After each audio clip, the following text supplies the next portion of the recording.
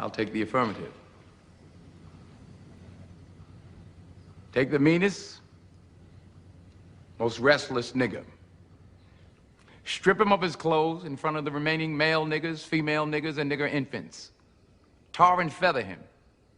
Tie each leg to a horse facing in opposite direction, set him on fire, and beat both horses until they tear him apart in front of the male, female, and nigger infants. Bullwhip and beat the remaining nigger males within an inch of their life. Do not kill them, but put the fear of God in them, for they can be useful for future breeding. Anybody know who Willie Lynch was? Anybody? Raise your hand. No one? He was a vicious slave owner in the West Indies. The slave masters in the colony of Virginia were having trouble controlling their slaves, so they sent for Mr. Lynch to teach them his methods. The word lynching came from his last name. His methods were very simple, but they were diabolical. Keep the slave physically strong, but psychologically weak and dependent on the slave master. Keep the body, take the mind.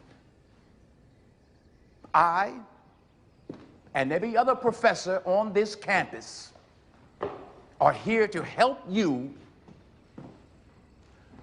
to find, take back, and keep your righteous mind. Because obviously you have lost it.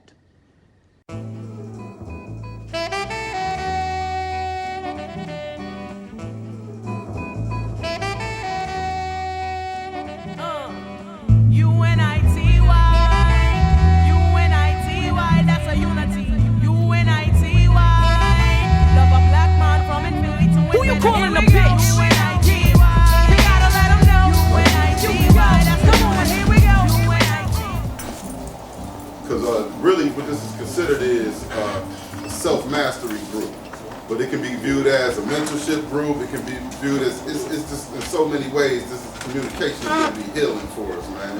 You know what I mean? Ain't nobody really doing it. I'm just one of those brothers that, you know, always talk about what we need to do, and if I don't play my part to take the action to actually do it, I'm gonna feel like everybody else I'm talking about, man. So here we are, Kingsbridge, and we bridging the gap amongst kings. I'm gonna go ahead and start with how Webster's dictionary defines separatism. It says, the advocacy or practice of separation of a certain group of people from a larger body on the basis of ethnicity, religion, or gender. How is separatism manifested? So anybody here got like a good idea or an example they can give of how the origins, like where does it start basically? Where does separatism begin amongst our people particularly? I would say we taught from a young age, from our parents telling us don't be like this and don't do that, and beware people like this, and at the TV possibly, I mean, all the stuff. Okay. I feel like it's manifested by repetition, like people constantly telling us don't do this, and that's not okay, and that's not the right way to live, but that don't necessarily mean it's true. So we separate ourselves. True. Okay, so you saying sometimes the media and sometimes the way we raised. Okay, I can agree with that. Anybody else? The Homo sapiens survived because they dealt in group economic, group activities, groups events. The Neanderthal died out because they were separatists. They stayed separate, they stayed to themselves, they stayed by themselves, they didn't deal with other people. Then when other situations came about that they weren't ready for, they didn't obtain knowledge from others to combat it. And by us being separate as a people, that's exactly what we become. We're becoming the Neanderthals. We're like the Neanderthals. We're not taking advice from others. We become know-it-alls and everything like that. And now we're you know, they put the cheese out there like rats. We fell for the trap. We fell for the trap. So we got to be able to see past that, get our egos in check, instead of seeing a rival. When we look at each other, we got to see our brothers. You know what I mean? The sisters got to look at each other and see sisters, not competition. Group economics, when we practice that, there's no room for competition. There's no room for rivalry, because Just like the homie Jigga said, if everybody in your crew is rich, your crew is rugged, nobody will fall because everyone will be each other's crutches. That's the truth. It's the truth. You gotta start practicing that. Dark skin, light skin, religions. You know what I'm saying? I'm a Muslim. You're a Christian. You know what I mean? Because immediately, or I'm blood crip, or you know what I mean. Those are major ones to me, man. You know what I mean? I'm from this city, you from that city. So no matter what, when you walk up on a cat and you talk, and I see this brother, he got a long beard and a garb on, and I just came out of church and I got my Bible with me. Immediately, we got a barrier to where we might not be able to build at all, just because I already know you Muslim. We don't believe in y'all's teachings. And since we have not received freedom, we have been Democrat, we've been Republican, we thought. I'm with the Democratic Party. I'm with the Republican Party. Fool, you're not even invited to the party. And it ain't even that kind of party. And vice versa a lot of the times, you know what I mean? So now we can't, that cripples us. We can't sit down and build now.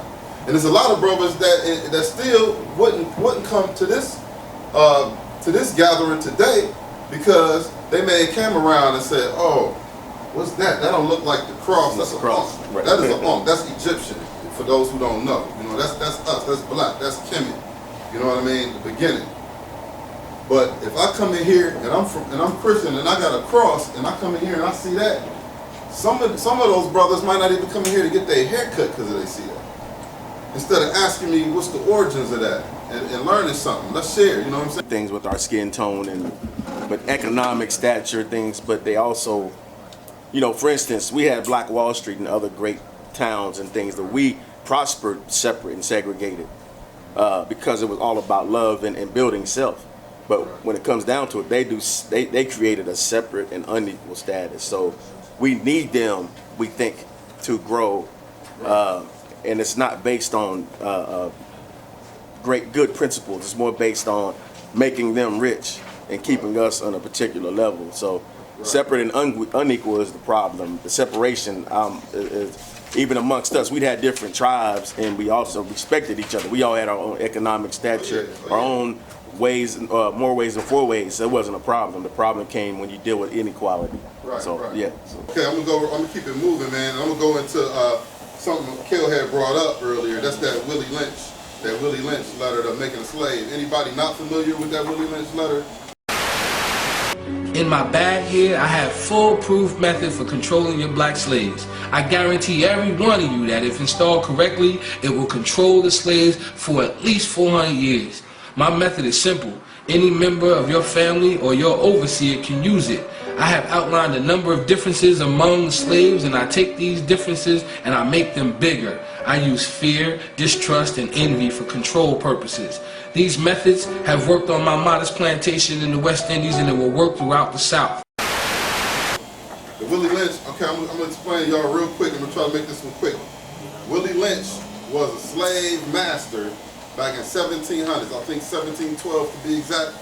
He was a slave master, but he was a master of the slave masters. Basically what I mean, like he taught and trained, his business was, I'm gonna train slave masters how to be more effective slave masters. You can take that field Negro. You know what a field Negro is? The field Negroes was the black people that was in the field picking cotton. Then you had the house Negroes. They were in the house, and they served, you know, the families, took care of the kids, you know, they were well kept, they dressed nice, and you know, but the field Negroes, they wore the rags. Okay, so the slave master, if y'all want to keep y'all slaves in line, man, and keep them in line for the next thousands of years, 300, I think he said 300 to 1,000 years. At least 300. At least no less than 300 years, your slaves will remain obedient to you. Webster's Dictionary version of culture says the arts and other manifestations of human intellectual achievement regarded collectively. Then it has a list of synonyms. that relate to culture. You know, synonyms are the arts, the humanities, intellectual achievement, literature, music, painting, philosophy, performing arts, diet. So, a culture of Indian people. Do you think if you go to an Indian restaurant, they're gonna have some macaroni and cheese and some fried chicken wings and some greens and cornbread? What's gonna be in there? Y'all think it's gonna be some cornbread in it? No. I mean, just if you had to guess, you probably ain't got to go to no Indian restaurant to know that they ain't gonna have no cornbread and some greens and some yams and some, you know. What's up? Why do y'all think that Asians, Koreans, or whatnot have fried chicken wings in every Asian restaurant in the hood, but not when it's out to Larry stuff like that? Because they want to cater towards the culture of the people. That's a good example. That's like where I'm from. In Miami, you got Lil Haiti, you have Lil Cabana. You know, they separate everything to where if you don't speak their language, they don't talk to you. You know what I'm saying? Right. They know you're not from around there, so everything is different. And everybody's in the same little circle, but then it's separated in everybody's little section. Exactly, you know? exactly. And that's culture. Let me explain something to you. You know what's the flyest thing about culture? What's that? What is culture? First of all, culture denotes what? Common customs. Right. What are common customs? Common customs is a calculative system that precipitates culture. What do I mean by that? Common customs is a calculative system that precipitates culture by a process of differentiation and integration where we are able to find values of smaller things and factorials of those equivalents, thus giving us permutations. And these permutations represent what? Conflict, resolutions, and multiple possible outcomes. These are from the lessons from the New Covenant. Why is this important? Because not enough to have any solution. You got to find out which solution gives you what? The least adverse effects. Once we find out what solution grants us the least adverse effects, we have to stamp that impression into our culture and make it a mandate that it is practiced every day of the week so we don't keep coming up with the same wrong results, because to do the wrong thing over and over expecting change is insanity. Culture is the way a group of people do things. A certain amount of people that do certain things a certain way. That's a culture. And in Gazi, our barbershop, we got a certain culture we try to build. Our culture try to be unity, to mentor, to help, to be effective in the community and things like that. That's the culture. We all speak to people when we walk in. We all try to do nice haircuts. We all try to laugh and joke. But that's the culture we're trying to build. Some cultures and some other salons aren't like that. So a culture basically is the way a group of people do things, the way they live their life. It's almost like, it's sort of like their belief system, their religion, like you said, their diet. If you go to China, they're going to be eating, their culture is to eat a lot more with rice and with chopsticks because that's their culture. Our culture is a little different. In Somalia and a lot of different cultures, they just use their hands because that's our cultural differences that they have. Our culture is what ties us together in unity, the way we live. Hip hop has become a culture. It's probably the closest thing that y'all can identify with because that's actually a culture that we created. We created that whole culture of hip hop. The powers that be, or you can say the white folks, went and seen the way we dance, they seen the way we rap, they seen the way we talk, they seen the way we moved, or the way we dressed, the way we sounded, the way we flowed, and they said we can capture that culture and capitalize off of it. So we're going to take the way they do everything, give it a name, put it in one box.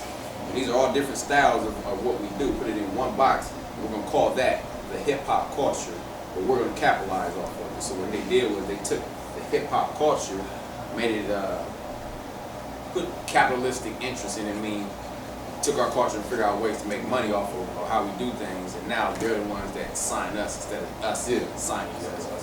And you might not even be aware of that, but watching Minister Society, Boys in the Hood, South Central, others, YouTube, World Star, you know what I mean? World Star Hip Hop. We on social media. World Star, no hop. All that. I ghetto mess. We paying attention to a bunch of bullshit. Excuse my French. But it manifests in our actions later on because music goes directly to your subconscious mind. Every thought has a frequency. Every time we watch something, every image, that's a frequency. You know what I mean? You watching a movie, you go all into the movie, one of your favorite characters get blam. You feel that, you get that vibration, you feel it. You see what I'm saying? We come off that screen. You almost kind of feel like crying for the homie. Like that was somebody you knew personally. Frequency. It happened to me in NWA. You don't see it. You don't see it. But they left Do over. this. Everybody get up in here. Left hand over right. No, right over left. Right over left. Right over left. Where the hand when it's coming from the left, I ain't tripping. Step in. Step right, take one step forward. I check. Bring the other foot in. Right foot forward. Now that makes our unit tight. That's what the brother taught us. Brother Green. Now, like Uncle Tom said, man, this is a unity circle. Man. There's a lot of power in this cycle. Small things like this, nobody really know we doing this, but small things like this make so much of a big difference in what we're trying to do with this planet, race, vibration. We got a purpose why we're here. There's a system against us. The system is known as white supremacy. We'll learn a whole lot more about it. It's not white people. It is a system of oppression that has got us held psychologically, mentally, physically. Only way we can get this beast up off our back is if we unify the same way we is now. Because our black women, our black kids, everybody is dependent on us. There's nobody out there to protect them. You know, we sitting there fighting each other. If I'm gonna shoot you, just thinking this cop. Because I stepped in and shoot. Yeah, well, if I gotta shoot you, that's one less brother to protect us with a black woman.